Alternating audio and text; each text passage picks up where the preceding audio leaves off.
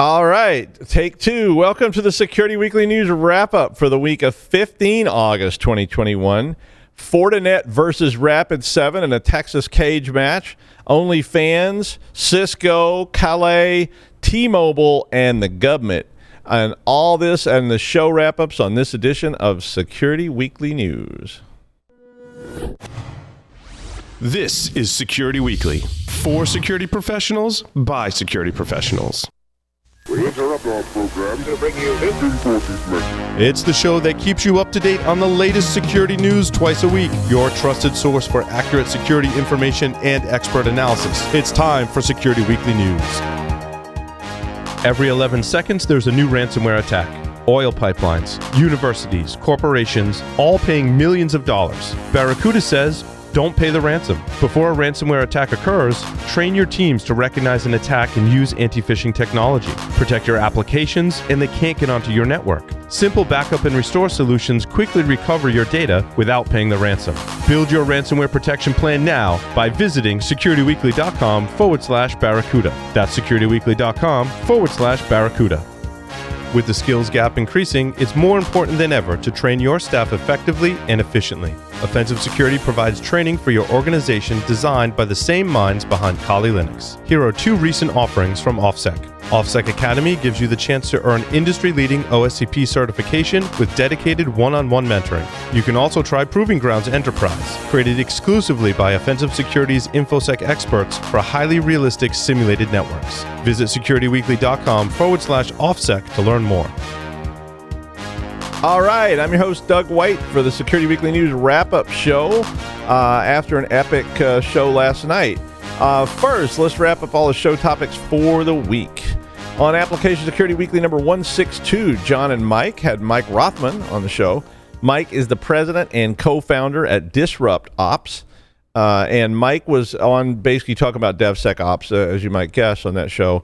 And he wanted to talk about some of the things that security teams can do that's going to immediately add value to the process. And this has been a theme this week. Seems like, I know we had a segment last night. We were talking about this on the news, but all this about how to get these DevSecOps or into your AppSec or just into your DevApps group, and how you get that in that process. On Business Security Weekly number 228, Jason, Adrian, and Matt welcome Fleming Shi. And Fleming is the CTO at Barracuda Networks and has been on this show before and is always fun to talk to. Fleming was on to talk about this time how Barracuda researchers identified 121 ransomware incidents in the last 12 months, which represents a 64% increase in the number of ransomware attacks over what they were monitoring in the 12 months previously. And he went on and was talking primarily about, despite the fact that a lot of this is targeting cities and towns, that, it's an always shifting landscape where they are always going to be moving, and that they are starting to move on to other sectors. So don't get complacent. Don't assume that, they're primarily going after healthcare. They're going everywhere, and there's more of them. So the more ransoms that get paid, the more people are going to enter that marketplace because they go, hey, there's money to be made here. In the second segment, 7 tips for better CISO-CFO relationships. I don't know. I'm going to go read those tips because I want to see what that says. Or I'll go listen to see what they had to say about it. 5 simple tips to help you write a powerful email that gets read. 3, I need to read that one too. 3 strategies to secure your digital supply chain, and more. So they always have a bunch of additional news stories. On Enterprise Security Weekly 239, Adrian, Paul, and Tyler Shields had Ali Mellon on, and Ali is an industry analyst at Forrester Research. Ali was talking about how a lot of time is spent looking at the SOC and what kind of tools you need in the SOC to make it more autonomous. Now with even more powerful AI. But this particular segment was about how maybe, more autonomous or more automatic and automated AI is not necessarily going to be the answer to having a really good SOC. And I've thought that for a long time. I mean, we all want to seek easy ways out, but unfortunately, at some point, you need some real eyes on this stuff, because I've just not been, I don't have much faith in that process. In the second segment, Darren Guccione, the CEO and co-founder at Keeper Security, was on.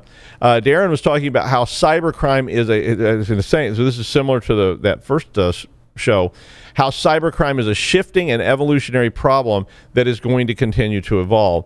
And that creates a shifting and evolutionary problem then for cybersecurity. So he was talking about how to boost your policies and your infrastructure to try and support this brave new world where it's not just the same crime over and over and over again, which is sort of the tradition with physical crime. People have been robbing people at bodegas probably since, cave people, but cybercrime is something that changes on a just almost constant basis. On Security and Compliance Weekly number 83, Flea, Jeff, and Josh had on Naomi Buckwalter, the founder and executive director at Cybersecurity Gatebreakers Foundation. Naomi was talking about the cybersecurity skills gap. And I thought it was a really interesting topic. The cybersecurity skills gap that we hear about all the time in the media, and how that's kind of a myth. Naomi felt that there were skills, the skills are there, that we have people, but that we really need more defenders, because, attackers are essentially one of my infinite series problems, and a single attack actor could attack an infinite number of companies. I mean, with just a single attack.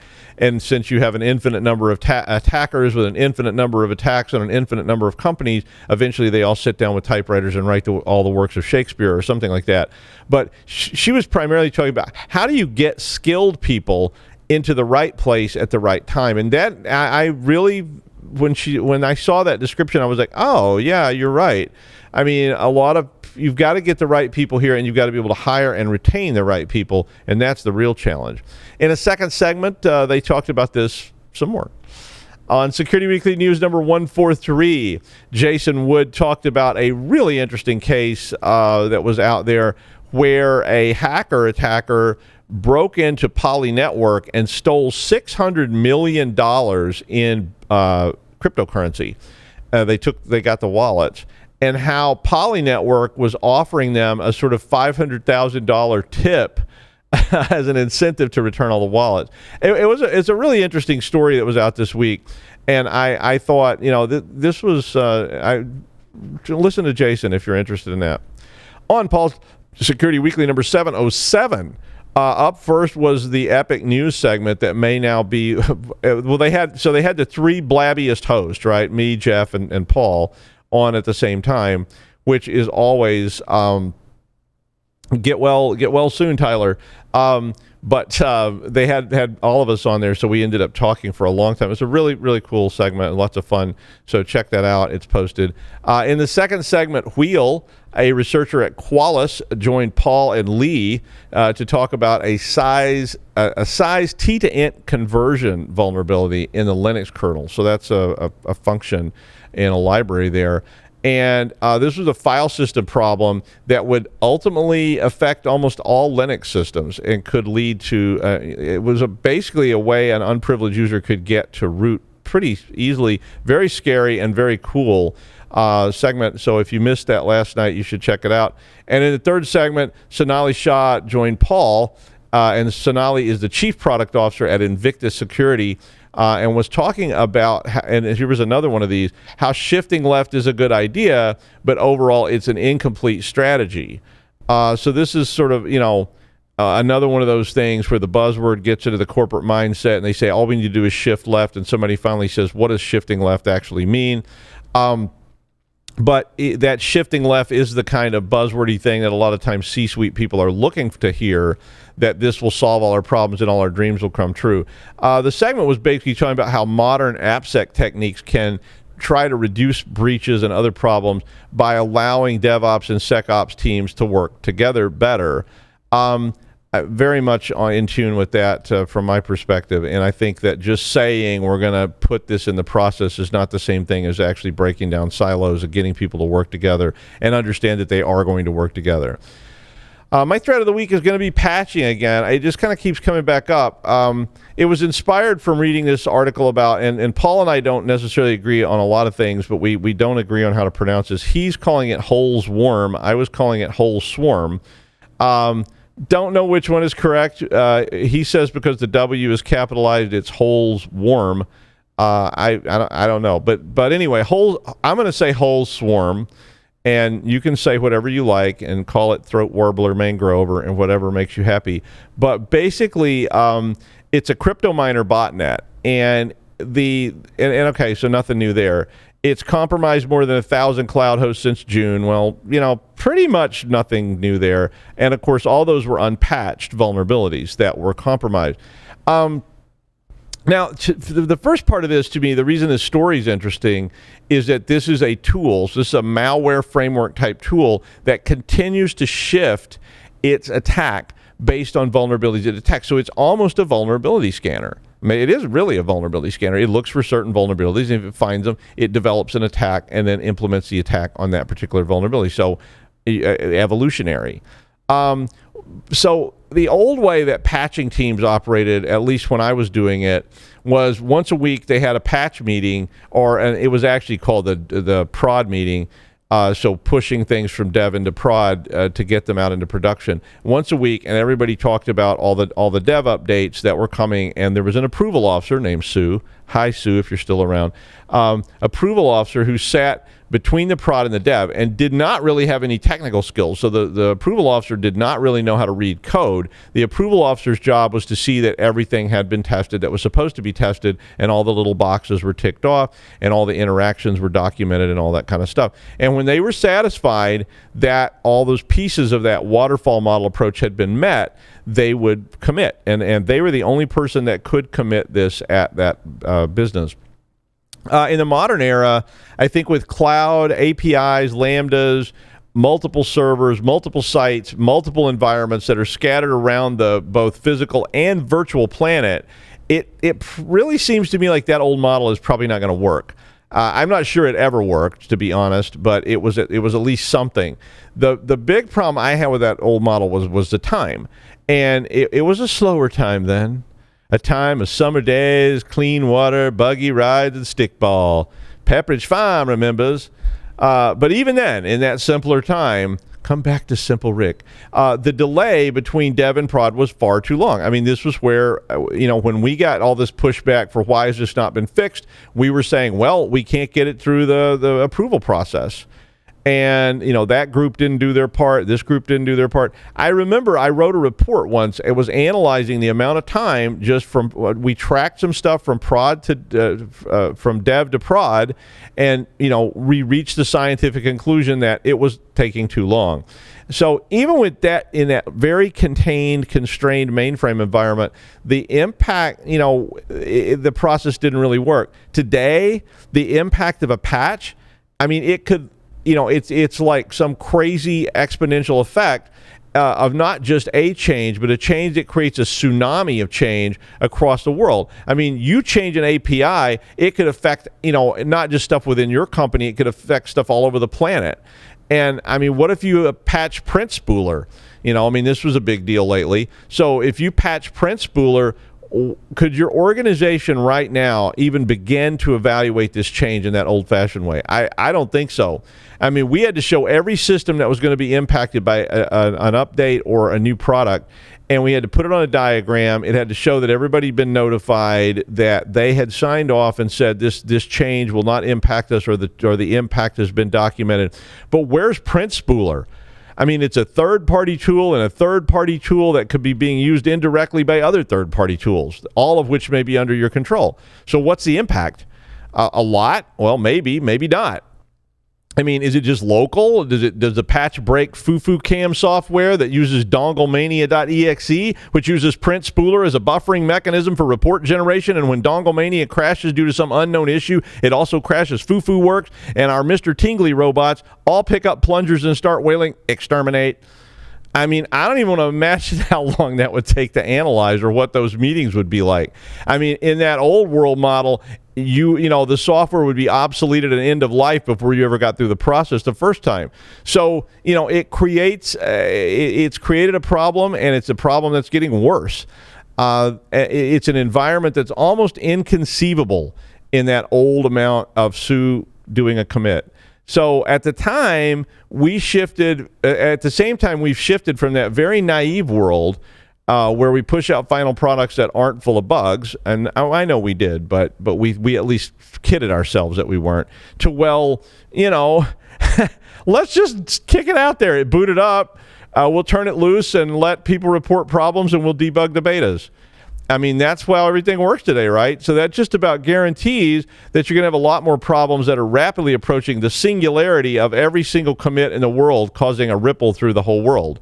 I mean, the same firmware we're using in Mr. Tingley robots version 6.1 is used in our industrial blender software. So when the exterminate thing happens, not only is it Mr. Tingley robots, it's Mr. Tingley robots with industrial blender hardware.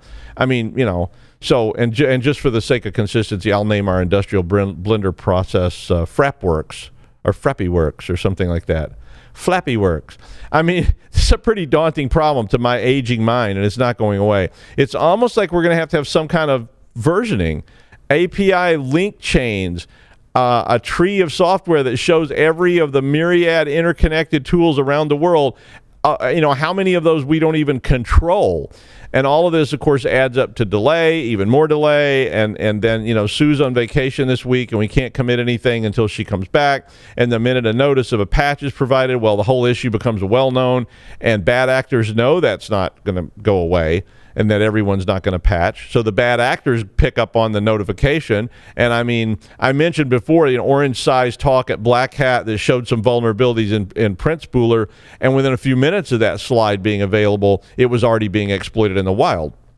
So in this modern age of framework malware that can be quickly adapted, the bad guys are moving a lot faster than the patch committee, which meets the first Tuesday of every month unless Sue is on vacation, in which case we'll meet next month. So unfortunately, I don't have a revelation for you. I don't have some awesome solution here, and if I did, I'd bottle it up and sell it and, go buy an island. But I do have a warning. You need to spend some time convincing the C-suite that this is a critical problem and that resources are going to have to be pushed to develop a plan, implement that plan, and find a way to get the patches out into the field quickly, because the infinite series of bad actors that are basically trolling the deep waters of vulnerability reporting, patch announcements, and cool black hat talks can roll out their updates in minutes while you're still flying home from the con. And Sue has just gone on vacation to Hawaii. So, guess what? And when you get home, there's a series of fires that need to be put out that make California look like a rainforest. So I don't know the answer, and all of you are probably smarter than me anyway. So someone should probably make a lot of money solving this problem, but I do accept donations and stock options. So, just saying. But up in the morning with the rising sun, don't stop patching till the patching done. And just like running through the desert in Tucson with the Army, you never get to stop running. You'd think after a couple of days they'd be like, okay, we did that. And then every day they were like, no, let's go run. And they're like, again? Like, we did that. All right. And on that downer, the news.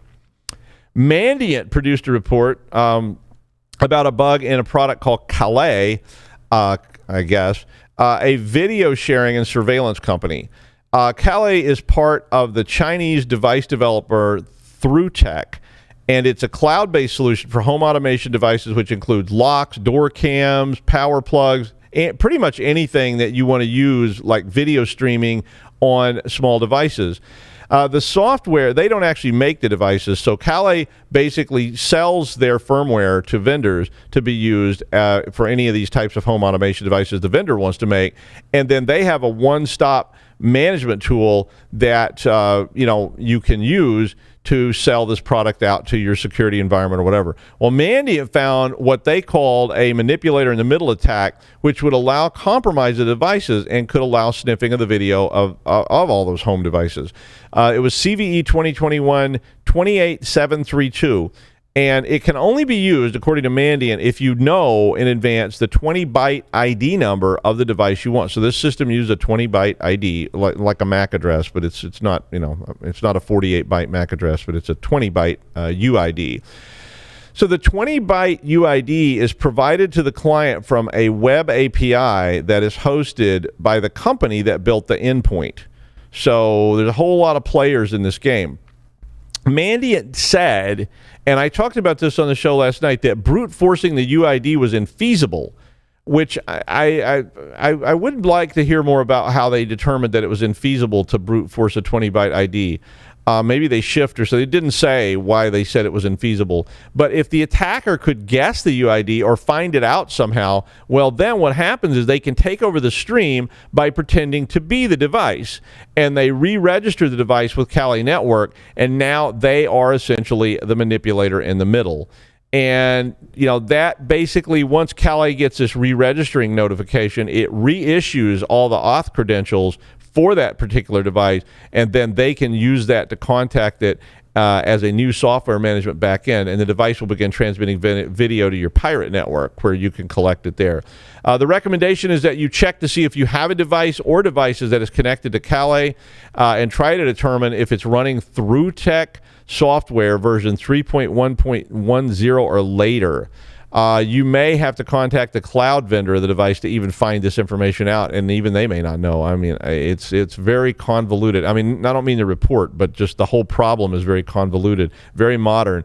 But according to the report, Mandy, it said there are more than 80 million devices connected to TrueTech with an average monthly connection load of 1.1 billion connection. So very interesting report. The T-Mobile breach keeps growing and is now reported in at 47 million users. That includes 7.8 million current T-Mobile users and 40 million former T-Mobile customers. The story broke last week with claims made offering on the dark net, the dark web, made that were offering to sell T-Mobile data online, even though it seemed like there was initially they weren't saying that. But Motherboard Magazine reported that the seller, who they actually say they talked with by DM, the seller denied being the attacker, but was only just offering goods for sale. You know, like that guy you go to at the pawn shop, and you're going, is that a bloody hand attached to that guitar? And they're like, you know, buddy, I don't know where they came from. I don't know how they got here. I just sell them.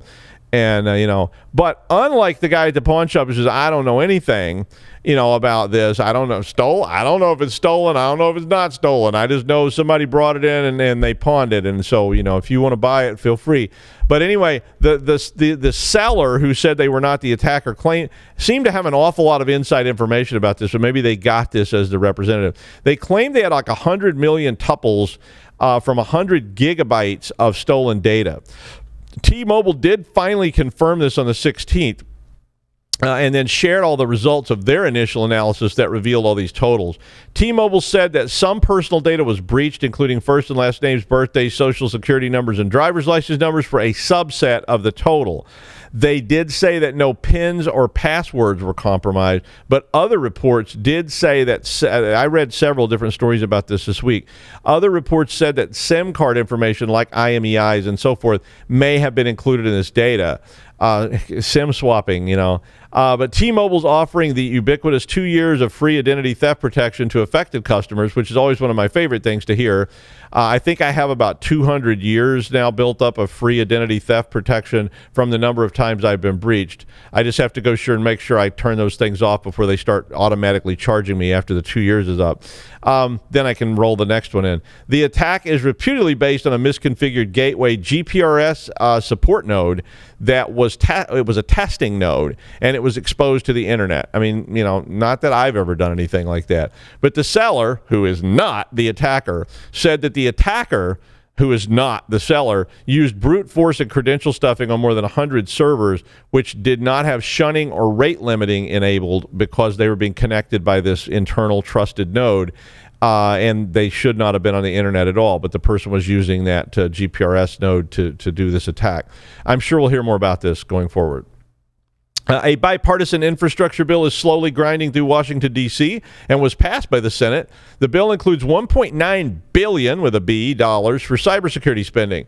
And it sounded, you see that and you go, wow, that's a lot of money. But, it really isn't. I mean, can you imagine what it would cost to implement actual cybersecurity plans at all of the cities, towns, dog catchers' offices, law enforcement buildings, fire departments, EMTs, local level government, and so forth, all across the United States? I mean, the article basically says this is a down payment on the total, which sounds about right. I mean, $1.9 billion probably won't even pay for the subscription fees for all the identity theft protection software that we're getting offered every time that we get breached, let alone place actual cybersecurity teams in every town in America. I mean, according to this article, there are 90,000 local governments, just government agencies in the United States, which translates to about, if you don't include all those other components, $11,000 a piece. So once that gets chopped up, everyone gets their taste and overhead and all that other kind of stuff and slush fund money and what have you that goes on. Well, every town may be able to buy like a new, Cat 5 cable or something, maybe. They've been wanting to replace that for a while. I know I'm cynical. Not that I'm saying it's nothing. I'm just saying it's a start, but it's actually going to be a start that is going to need to keep being developed if we're going to try to protect all these antiquated, unsupported networks that exist out there in every small town in America. I mean, I don't know if I ever told you the story about the place that asked me to look at their security setup. They had a firewall that they had bought with grant money, and it was a physical hardware firewall, and brand doesn't matter because it wasn't the fault of the firewall. The cable from the border, so their border to the internet, the cable was wrapped twice around the firewall box that was sitting on an unused desk in the office, and the other end was then plugged directly into a Wi-Fi router. And I said, you have to plug the cables into the firewall, right, or it's not actually a firewall. And the town manager said, well, we tried that, and it shut down as soon as we did it, so we had to disconnect it in order to stay online. I was kind of hoping maybe you'd be willing to take a little time this morning and help us set it up correctly for free.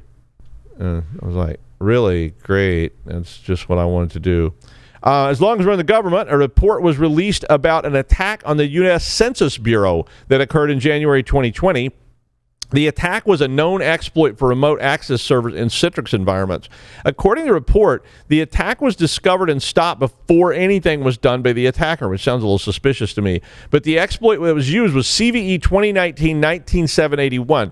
And I think the point of this is not that another exploit happened, but that it happened to a large government agency, and Citrix released a public notice about it in December of 2019.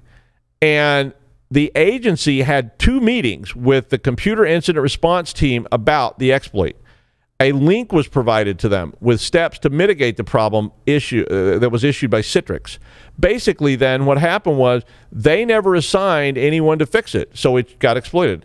The official statement was that one group didn't coordinate with the team until after the attack. They did state that the attacker was successful in modifying some user account data to prepare for remote code execution. At least that was their interpretation of it. But I'm just going to quote the rest of this. The attacker's attempts to maintain access to the system by creating a backdoor into the affected servers were unsuccessful. That was their response. So they didn't patch. They were warned. They had noticed. They hadn't got around to patching it because they didn't get the teams assigned. So just be warned. A flaw in UPnP and Cisco small business routers has been found with CVSS of 9.8. Basically, there's an issue with the validation of incoming UPnP traffic, and again, they put the internet connection. Like, really? But it's small business stuff, they don't have people to set that kind of thing up. And this can allow, if this is run, it can allow modification of the device, obviously, remote code execution, denial of service, all the usual suspects. Cisco has recommended that users of the RV110W, the RV130, the RV130W, and the RV215W devices should disable UPnP on those devices, as they will not be issuing a patch. I mean, you shouldn't be allowing UPnP at your border to connect to these things, but even internally, this is a problem. So you need to get a handle on it, and Cisco said they're not going to patch it. We talked about it on the show some last night, too, if you want to check that out. Fortinet was frustrated with Rapid7 for breaking Fortinet's policy of allowing 90 days for response to vulnerability reports. Rapid7's William Vu found an OS command injection vulnerability in version 6.3.11 and prior of the FortiWeb Devices Management Interface. Rapid7 said they contacted Fortinet in June and received an ACK from them on the 11th of June.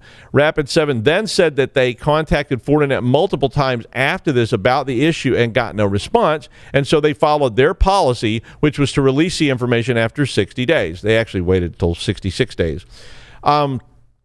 I mean, Fortinet basically got upset about this and said their policy was 90 days. That they didn't understand why Rapid7 released this information prior, and Rapid7 said, look, we got customers and our job is to report these things. We gave you 66 days and you didn't reply, so we just released it. Probably going to end up in court, would be my guess. It's going to have to determine, does your policy or someone else's policy apply when your policies differ? I mean, how does this work? Can a company, call it Google Face, pass an internal policy that says you can't do this? I pass a policy and say I can do that, and then Google Face can claim I violated a policy? Well, they can, kind of. But whose policy is valid in the eyes of the court? When do these policies need to be passed? Who approves them? How are they applied? I mean, definitely a court case, but there's probably already a precedent on stuff like this, because I can't believe somebody hasn't tried it before. It's in some other venue. It's definitely, somebody passed a policy and somebody else passed a different policy, and then it had to be determined by the court. Microsoft released the first official ISOs for Windows 11. Yesterday, the Insider Preview build 22,000.132 was made available on the Windows Insider Preview download page. It does require you to sign up to get to the page if you want to do this. The official release date for Windows 11 is October or November. I haven't actually installed it yet, but the reviews I've seen are kind of mixed, which is pretty typical for any new OS until it gets out in the field. But anyway, there's a link in the article if you're interested in playing along with any of this. And finally, really, this is OnlyFans, which, if you're unawares, I mean, I've never been to the site. Right. I haven't. I've never been to OnlyFans. My wife wouldn't like it, and not that that she would be that upset if I was doing research or something. But I've just never been to it. But I do know what it is. But it is a site that allows performers, or content producers, as they're called, of all ilk, to offer services via a camera. I bet it's mostly used for discussions about recursive, spooky entanglements in quantum computing, right? But probably not. Basically, OnlyFans is a site where people take off their clothes and other people subscribe to see them take off their clothes. Sound familiar? The site was kind of a gig economy-based model for cam workers. And so instead of what the tradition was somebody hires people, they go sit in a trailer house out in the San Fernando Valley somewhere and put up cams and get watched by other people online. This one allows content producers to sign in, create content, and develop their subscriber base by doing, I guess, what the subscribers want, and then they get paid by the view, I guess. I don't actually know what the monetization model for OnlyFans is, but basically they've been very successful at it. And anyone could do it. So if I want to become an OnlyFans person and I want to set up a cam and go on OnlyFans and do the news or whatever, or take off my clothes, I don't know who would pay to see that. But the net revenue was $375 million last year, and they have 120 million subscribers. OnlyFans claims to have paid out $3.2 billion to its content creators since the founding of it. But due to credit card companies' increased requirements, a lot of this around sex trafficking and things like that, and abuse, they have the credit card companies have required now that sites that are using their services provide some kind of moderation of content and verification requirements for any content creators to keep people from doing horrible things. Because people will do horrible things. OnlyFans announced, this was the sort of funny part of it, I guess, they announced that they will put new limits in place on the site that will no longer allow sexually explicit content, but nudity would still be allowed. So I was like, wait a minute, what? So they're gonna lower it to an R rating from whatever it's rated now. But they said that nudity would be allowed if it is within their guidelines. And that's a news wrap up for the week of 15 August 2021 in the now all new time of plague, or plague 2.0 as we like to call it. Go get your vaccine, please, and patch your servers. See ya.